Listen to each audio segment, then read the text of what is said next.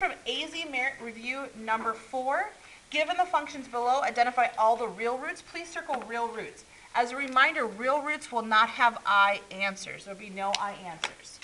So this is the function h of x. It says a is the numerator and b is the denominator. So I'm going to write that down. Here's my a function, 9x squared minus 4 times x plus 3 times x minus 2, all over the quantity 3x minus 2. We call these factors. There's 3 factors on top and 1 factor in the bottom. Examine the 3 factors on top. Are any one of those 3 factors, can I break it down further? Yes. Which one is it? First one. So the first one breaks down to 3x minus 2 and 3x plus 2. I'll write down the remaining 2 factors in the top and the factor on the bottom that can't be broken down any further. Okay, now I look at my options. This can be canceled and this can be canceled. What are the real roots? This is factored form. I want real roots. You may know how to do this, but I want to make sure that when you review, you understand. So take each one of the 3 factors and set them equal to 0. And I'm not going to require you to show work unless you want to, but most of us can just look and go, okay, I can get the answer from here. For instance, what makes this equal to 0? If I add 2 to the opposite side, one answer is x equals 2. The other answer is x equals. Now here I'm going to subtract 2 and then divide by 3. Those are your 3 answers. We have to move very fast today. Please check with your partner in 10 seconds to make sure they understand the process for completing number 5.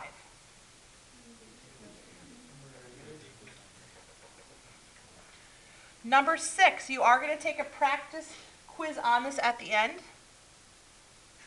Number 6, identify all the roots. This now means it doesn't have to be I answers. So this is the numerator. This is the denominator. So I'm looking at the numerator, I'm looking at the denominator. The denominator cannot be broken down.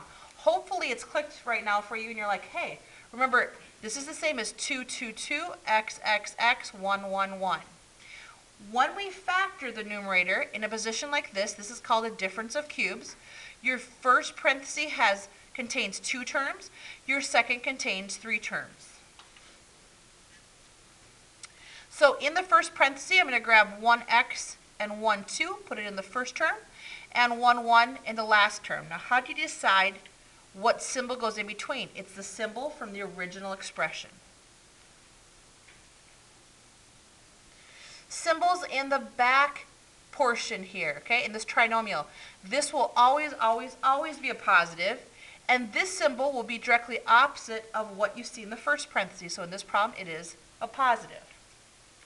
Take the 2 leftover 2's and multiply them with the 2 leftover x's. 2 times 2 is 4. 4 times x squared is 4x squared. Take the 2 1's. 1 times 1 is 1. Now the most confusing part for most students is, how do I determine this term? Forget about the symbol and just multiply the first and the last terms. 2x times 1 is 2x. This is my numerator. I've broken it apart. This is my denominator. What can cancel? 1 factor on top with 1 factor in the bottom. Now, I'm going to be lazy. I've already taught you how to do this, so now we can start to be lazy. Grab your calculator and do second plus 7, 1, 2. I want to find out, can I just get the answer from a calculator, or do I have to use the quadratic formula? So here we go. We're going to plug in 4x squared plus 2x plus 1, and we're going to hit graph. This answer will reveal to us, are the answers real or complex containing i's? This particular answer is real because there are no x-intercepts. X-intercepts mean real answers. Remember, we're going to have 2 answers here. And remember that imaginary numbers come in pairs. So I know that both answers will have i's. When you have an I answer, you have to use this formula. X equals negative b plus or minus square root of b squared minus 4ac all over 2a. The period before you, I provided them with 1 minute, and not one student had the correct reduced answer in 1 minute. You guys ready? Working with your partner. If you get stuck, feel free to look up here. Begin.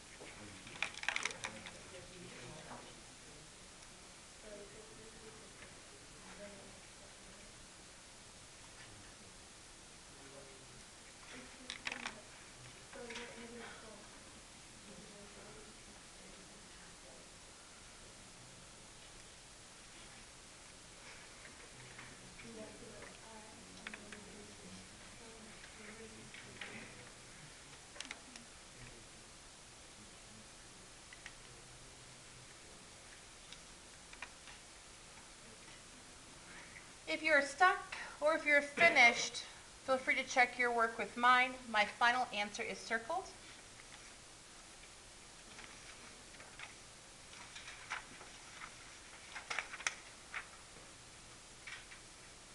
Would anybody like me to re-explain this?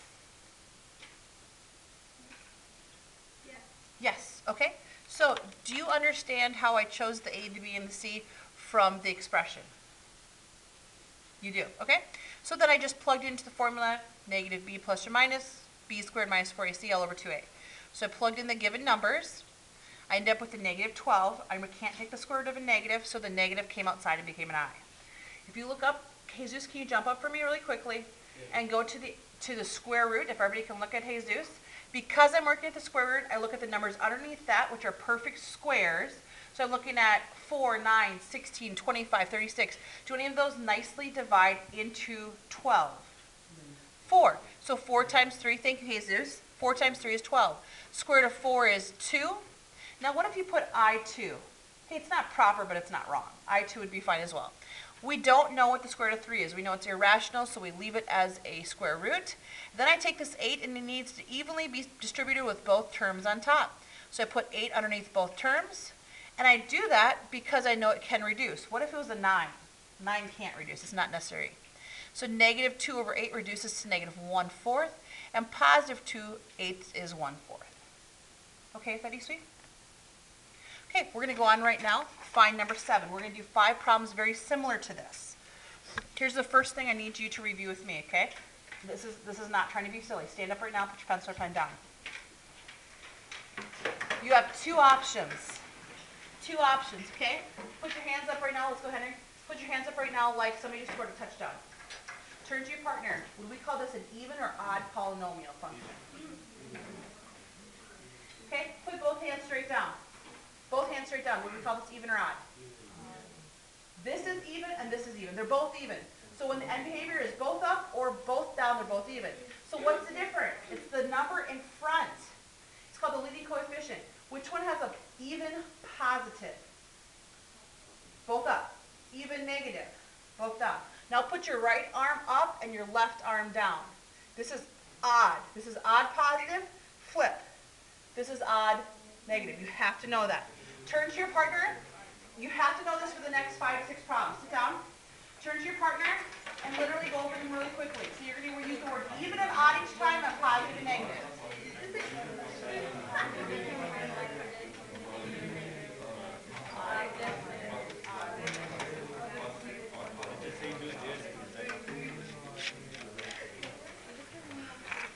Okay, here we go. So looking at number 7, it says, given the function below, what are possible values? So what I choose may be different than you, and we can both get them right. What are possible real values? So I'm not going to have I answers. What are possible real values of C and D? So your final answer may be like, I think C is 2 and D is 4. Okay? I think C is negative 2 and D is 0. Something like that. Okay, so when you think of real values, some students initially in my previous hour were like, what do you mean by real values? So underneath this, draw a little number line. And we're going to go negative 1, 0, and 1. So real numbers would include all the positives, all the negatives, and also which one is directly in between? 0.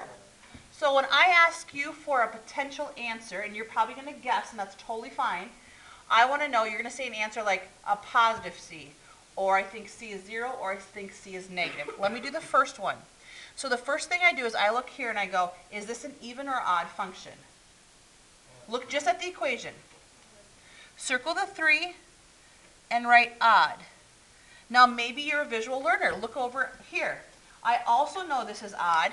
So we're going to have our hands represent the end behavior. So on the right, use your right hand and put it up. Use your left hand and put it down. Now turn to your partner. Is this an example of positive odd or negative odd? So in front of this C, write positive. So I know C is some positive number. Now I have to guess on D. So can everybody please go second plus 7, 1, 2. We all could have different answers and we all actually could be correct. So let's start with, I'm going to choose 3. So let's go 3, parentheses, x cubed. And now let's call on somebody. So eSweet, give me an answer you think D could possibly be. So you're going to tell me positive, 0, or negative. Positive, okay? Let's try plus 3x. And I want to know, does my graph somewhat mimic what we see here? So press graph, this is what I plugged in.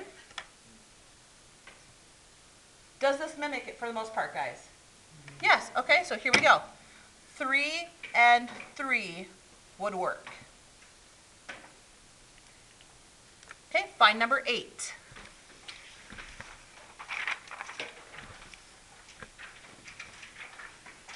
Based on the graph or the equation, it is the exact same problem that we're going to do for the next 3 or 4 problems. Going to call on Miguel. Miguel, would you consider this an even or an odd function? Even. Even, and there's 2 reasons. 1, the degree or the highest exponent is a 4, which is even number. 2, the end behavior on both is headed in the same direction. Alondra, would we say this is even positive or even negative? So put a positive in front here. Okay, everybody do second plus 7, 1, 2. And now really we're like guessing and checking things. So let's try 4. So let's go 4x to the 4th. And I'm going to call Michelle. Michelle, take a guess. Do you want to say for the D, do you want to say even, 0, or negative? Even. Okay, so let's try plus 4x squared. We want this W shape. Does this give it a W, guys? No. Okay, so I know it can't be even, but let's be smart about this. Let's not erase the entire thing. Let's go over the top of the positive 4, and let's try making it a negative 4. So go over the top of the positive sign, turn it into subtraction. Hit graph. Do we get a slight W now? Okay, so I'm going to say my C is positive 4, and my D is negative 4. Can you do me a favor and raise your hand if you understand how I'm coming up with values? Do you understand that I could have said 4, negative 4, and Henry could have said 3, negative 6, and we still get it correct? No. Okay, just want to make sure you understand that. Go to the next one, please. I'm moving down right now to Nayeli. Nayeli, based on the picture or the equation, would you consider this even or odd? Odd is correct, so let's circle the 3 and write odd. Remember, we're up on the right and down on the left for end behavior. Esme, would you consider this positive or negative odd? Positive. Good, positive. Let's go back to our graphing calculator. Let's clear it. Again, I'm just going to use consistent numbers. Let's go 4x to the 3rd. And let's move on right now to Trinity. What kind of number do you want to use for D, Trinity? Okay, so let's try a positive 4x. Does this shape mimic what we see here, guys? No. So let's change it. Let's go to y equals. Let's try making it like a negative 4.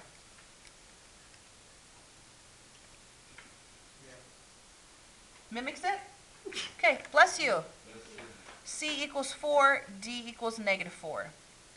With your partner, you're talking all the way through this, so I need to see each group talking. You're doing number 10 right now. You're doing number 10. I'm going to give you 30 seconds to begin.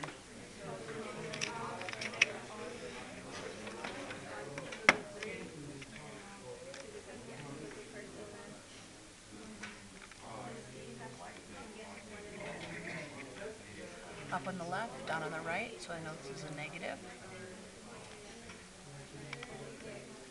So I'm going to start with, let's go, whoops, negative 4x to the 3rd. And I'm going to try a positive behind it. Plus 4x. This is the shape I want. So then negative 4? That does not work. So I'm going to change it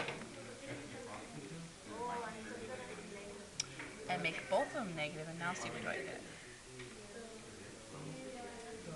2 negatives does work. How many of you were able to get the correct answer, having C and D both negative? Okay, flip the paper over, please. On your own, without any help, you're going to do 11. Now here's the tricky part. As you do it, in your mind, not out loud, I need you to be thinking, How would you explain this if I call on you for your answer? Okay, ready? You have 45 seconds for number 11. Begin.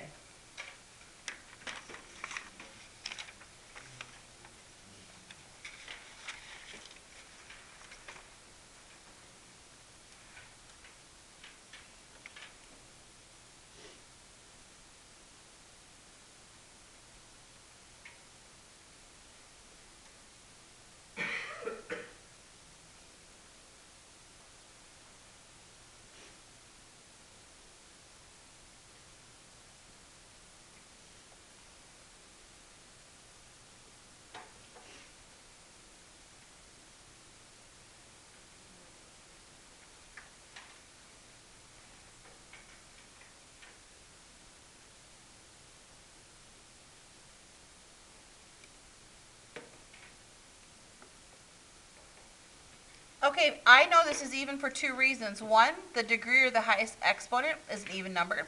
Two, the end behavior has both the left and right side going down. So not only is it even because they're both going down, it is an even negative. So I'm going to start with negative 4, x to the 4th. And what do you have as your next portion, Brenda? Okay, plus 4x squared. Does this give us a W shape that's facing downward? Yeah. Yes. So I have a negative followed by a positive. So C is a negative 4, D is a positive 4. Please go on to number 12. There's a couple different ways we could teach this. I could teach you the way that would take us 3 to 4 minutes, or I could review what you learned in 8th and 9th grade and apply that, and hopefully this will go quicker. So here's my question for you. Just watch. This is a line, linear line, linear line, linear line, linear line. 4 different options. To your partner, I want you to say, for this, this is a horizontal line. What is the slope, slope, slope, and slope? So you're going to say just a general answer. What do you think the slope is to this? Okay, draw that line and write 0. What is the slope to a perfect vertical line? Undefined.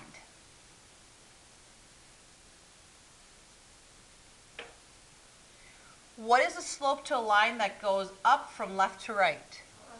And the slope for a line that goes down from left to right? Okay, let's use these facts that you know to see what we can do. Santos, I need you to stand in back. Stand in back right now. Okay, so I'm going to start off. This is the biggest misconception.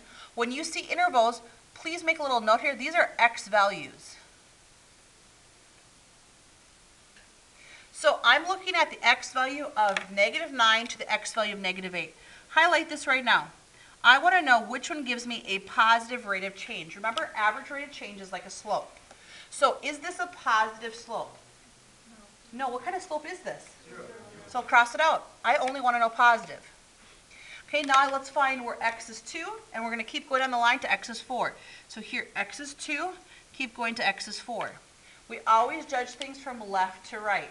Is this 0 undefined, positive, or negative? Positive. Which interval is positive? Problem's done. Turn to your partner. Make sure your partner was able to see how we were able to identify the answer quickly.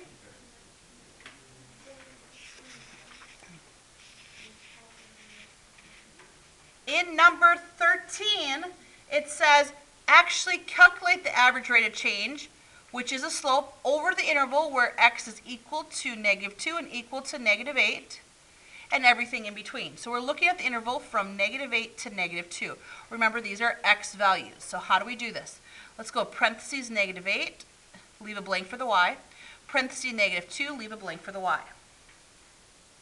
So negative 8 occurs right here. The y value that corresponds to it in this function is a 1. Negative 2 is right here. The y value is a negative 3. So the average rate of change, y sub 2 minus y sub 1 over x sub 2 minus x sub 1. x1, y1, x2, y2. Negative 3 subtract 1 over negative 2 subtract negative 8. On the bottom, the two negatives become a positive. Negative 3 and negative 1 is a negative 4. Negative 2 plus 8 is a 6. This reduces to negative 2/3. Please make sure your partner understands before you flip to the next page. That is the average rate of change over that interval.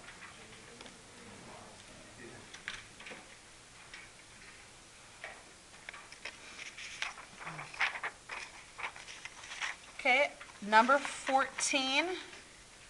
Give me just 1 second here. Okay, number 14 is a good one. 14 is like number 1 and number 2. So flip to the front. I've already asked you to review those. Just look at number 1 and 2 quickly, please.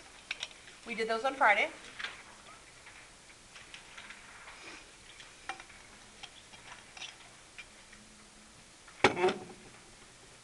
Okay, let's do number 1 together. So we start with what makes this equal to 0? Okay, now go upside down. Highest exponent on top. I'm going to show you 2 different ways to do number 14, but the highest exponent on top is a 2. So 2, 1, 0. My placeholders. Now I'm going to put the corresponding coefficients, 1, 12, 27. Bring down the first number before we start the mama method. We start by multiplying. Multiply to give you negative 3, add straight down to give you 9. Multiply to give you negative 27, add straight down to give you 0. After your remainder, which happens to be 0, this number has no x's. This number has 1 x. Is there an answer like that in our choices? B. Please make sure your partner understands before we go into a harder problem. 10 seconds, go ahead.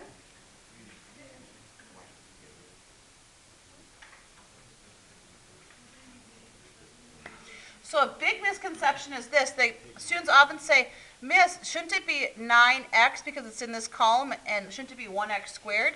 This is your remainder. This is what you have left over. And anything to the left of that contains no x, and this contains 1x. And you'd keep going. It'd be an x squared, an x cubed if we had more numbers to the left. Okay, let's go on to the next one. Again, what makes the denominator equal to 0? 2. And I'm going to go 1x squared minus 4x to the first plus 7x to the 0. Bring down the first term before we get started. Okay, 2 times coefficient of 1 is 2. Add down to get negative 2. Multiply to get negative 4. And how is this different? This time the remainder is not 0, it's a 3. Notice, by the way, if you look at my options, I've changed one of the options. So yes, yours will not look exactly like this if you look at one of your options. So again, to the left of the remainder, this contains no zeros. This would contain this contain no x's, and this contains 1x. Now we have a remainder. Anytime the remainder is not 0, we have to include it. Because 3 is positive, we go plus 3 divided by whatever the denominator is. And that option would occur as option D. For those not listening, there was 3 or 4 mistakes I made when I went back through this, and so rather than reprinting them for you, we're just going to have you change your options as we go, okay? Look right now at problem 3 and 4. Study 3 and 4 right now. Not one student from my previous hour is even close to getting this answer right. So study 3 and 4.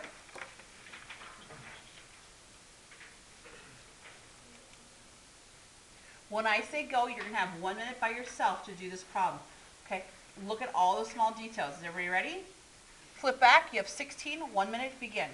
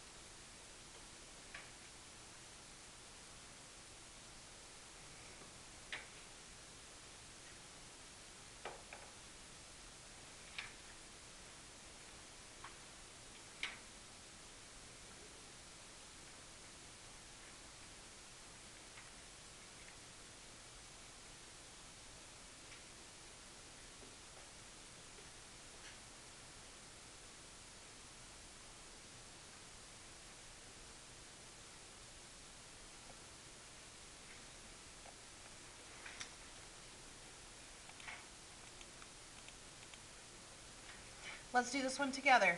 So there's a little room down below. I'm not going to ask you what your answer is, but can you raise your hand if you feel kind of confident with your answer? About 5 of us? Okay, so here we go. So what makes this factor equal to 0? So I have -4. What is the highest exponent called a degree? 4th power. So 4, 3, 2, 1, 0. Now I'm going to put in the numbers that correspond. A 1 is the coefficient for x to the 4th. Do we see an x to the 3rd? It has to have a 0. -11 belongs to x squared.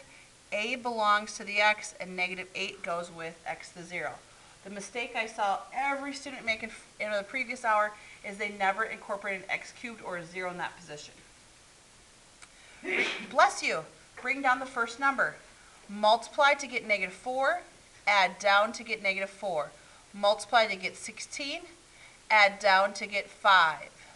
Multiply to get -20. And now let's think about this. I know I have to get a 0 at the end because it says this is a factor. That means -4 will work. -4 will give you a remainder of 0. So what number has to go here so when I add down I end up with 0? I need a +8. And -4 times what number gives you a +8? So I know A plus -20 has to equal -2. Add 20 to the opposite side, and A equals +18. Whoever's shorter between you and your partner has 30 seconds to explain how to get this answer. Begin.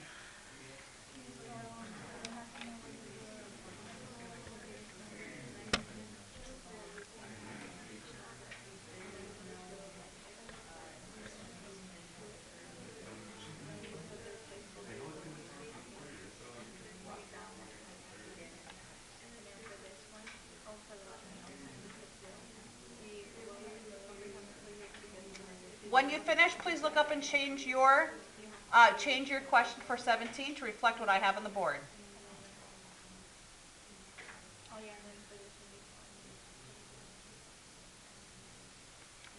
Once again, when you finish 17, please change what you have on your paper to reflect what I have on the board. Okay, this is a problem you're going to do on your own. It's going to be a 20-second problem, 20 seconds. Ready? Again, if you have not changed what you have on your paper, you will have it wrong. Ready, get set, begin.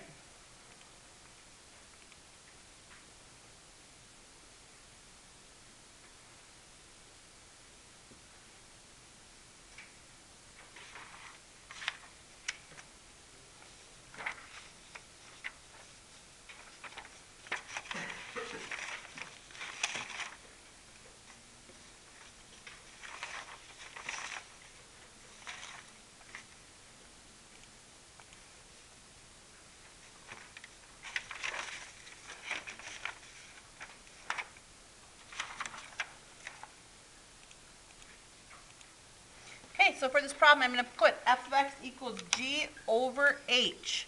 So here's my g. Do any one of these factors appear to have the ability to be reduced any further?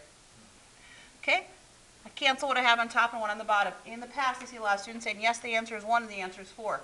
Not correct. The answer would be, because what makes this equal to 0, what makes this equal to 0, -1 and -4. Please flip and find 18.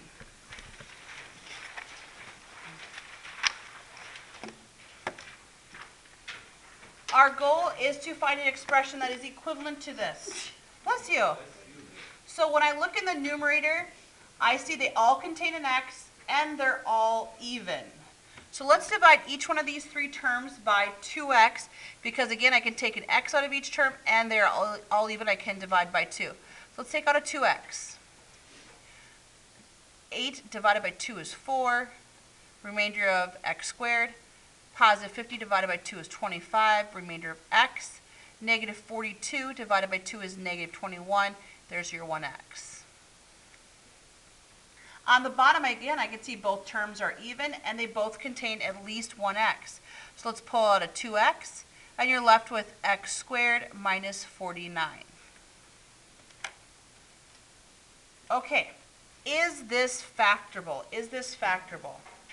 So, I'm thinking of two things that multiplied to equal negative 84 and combined to give you a positive 25. On your calculator, can you please take 28 times 3? 28 times 3 is what? 84? So if the 28 was positive and the 3 is negative, would that work? Okay, then follow with me. I'm going to switch colors just so it's easier to follow. This is going to be a 28, a positive. This is going to be a negative 3. Remember, bottoms up. On the bottom, this will factor into x plus 7 and x minus 7. Okay, let's clean this up. So we have 2x. 28 divided by 4 is 7. This can't be reduced, so the 4 pushes up. 4x minus 3. 2x over x plus 7 and x minus 7.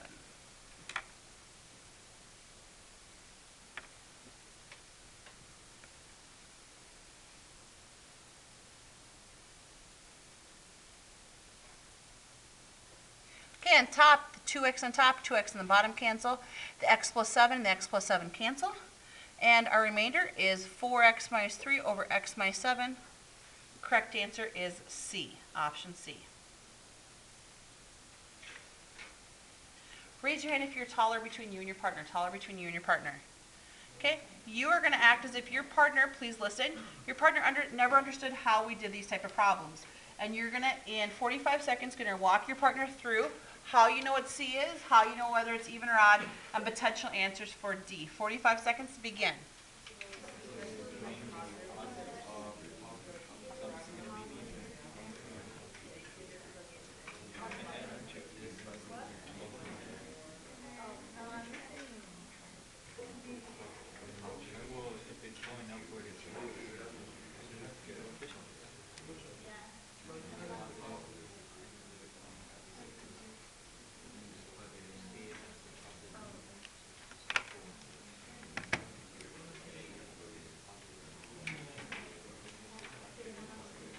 Who was able to find out an answer that works? Hands up high. Anybody have an answer? Esme, your hand up first. What do you have for numbers? 4. Hold on. Okay. And this has to be a positive number. Okay, I'll try 2. So we have 4, and the second one has to be positive. Does this give us the same basic shape? The answer is yes. So I have C is 4, D happens to be 2. So both positives. Can you give me an honest reflection of your understanding, bless you, about this type of problem? Thumbs up or thumbs down right now? Just so I can see, because I know that's somewhat new. Okay, let's go on right now to 20. 20, I'm going to time 20. You're going to do it on your own and see if you can figure out 20 in 45 seconds. There's nothing changed about 20. Ready? Begin.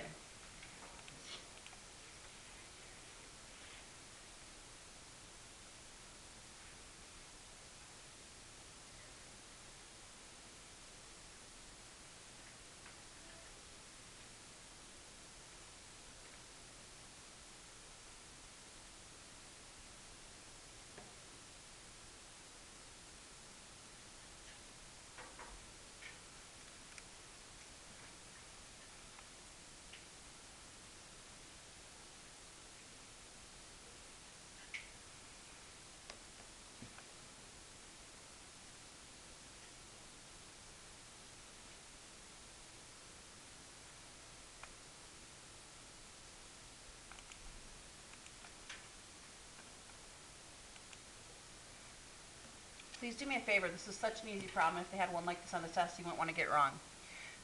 Do you see how there are 4 factors here? We're going to set each one of them equal to 0. And I'm not going to ask you to show your work here to solve. Just please do this for me right now. The most common missed factor is the first one. So when I set the first one equal to 0, the answer is 0. Done.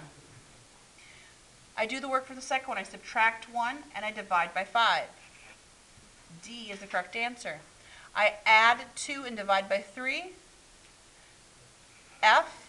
Here I'm going to subtract 4 and then divide by 8. So negative 4/8 reduces to negative 1/2.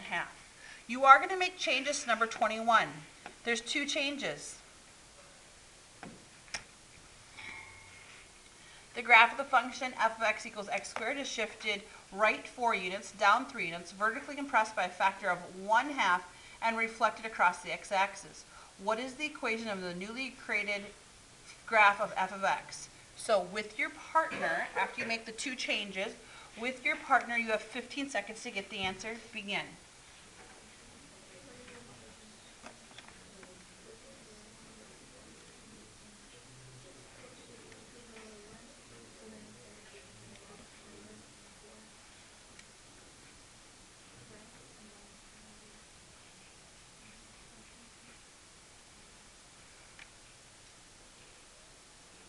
So shifting it to the right 4. So remember, the square stays on the outside of the parentheses. It doesn't stay directly with the x. If we go to the right 4, it's going to be x minus 4. Down 3 is a minus 3 and back. Our vertically compressed or vertically stretched goes in front, a 1/2. And because it reflects across the x-axis, it's a negative out front. This is your final answer. Did anybody have that correct on their own before I got done? Just a few of us. Does anybody have questions for me about this? Flip and find number 22. Yes, go ahead, Esme. Yeah, the square has to go on the outside because this has to affect the horizontal shift. So Esme just asked a great question. She said, could I just have the square still contained with the x, right, Esme? Mm-hmm. And the square has to go on the outside of the parentheses. Thank you for asking that. Find 22, please.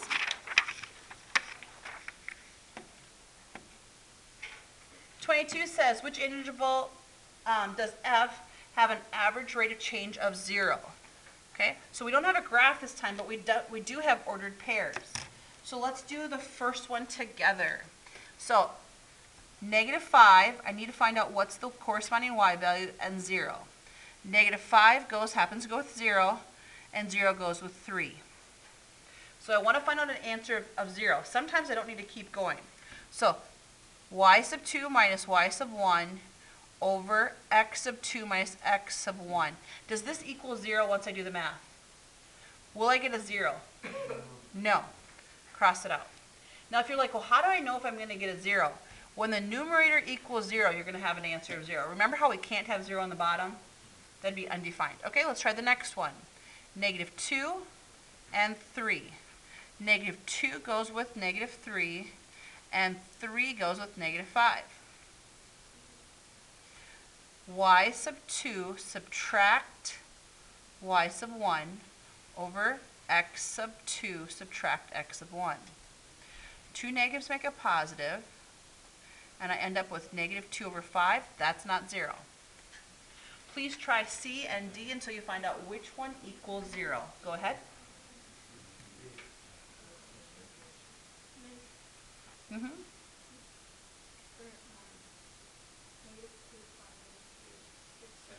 Oh, well, thank you.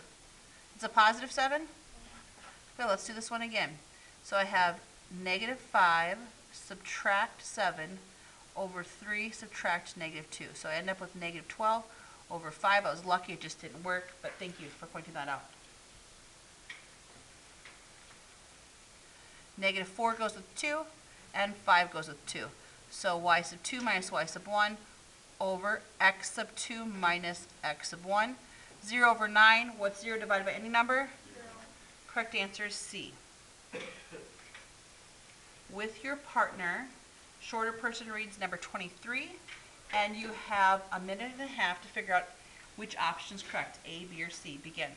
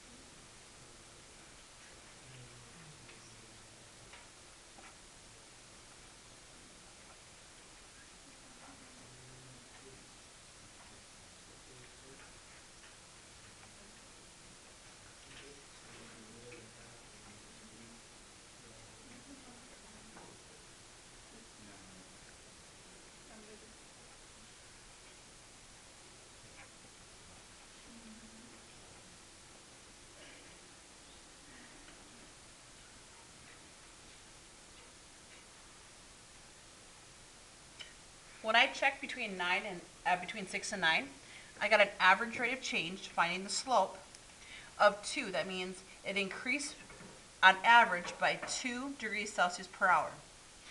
Between 9 and 1 p.m., I did the average rate of change, or the slope between those two given points, and I came up with an answer of an average rate of change of positive 1.5, or 3/2 degrees Celsius per hour. How many of you were able to get 2 and 1.5? How many would you like me to go over it a little bit slower to find out how to do that? Okay, so between 6 and 9, here's 6, a time of 6, here's a time of 9, corresponds to a degree Celsius. So I wrote the two ordered pairs over to the side. I find out the average rate of change, or the slope. I do the same between 9 and 1. If you're like, why did you write 1 here and 13 here? And the reason is it says this is the time after midnight. So if we start at midnight and we add 13 hours, what time is it? 1 p.m. That may be a little confusing for you, okay? So from 9 to 13 hours after midnight, I came up with a slope of 1.5, or 3/2. The question says, which interval does the temperature increase the fastest? And 2 is greater than 1.5. Correct answer is A.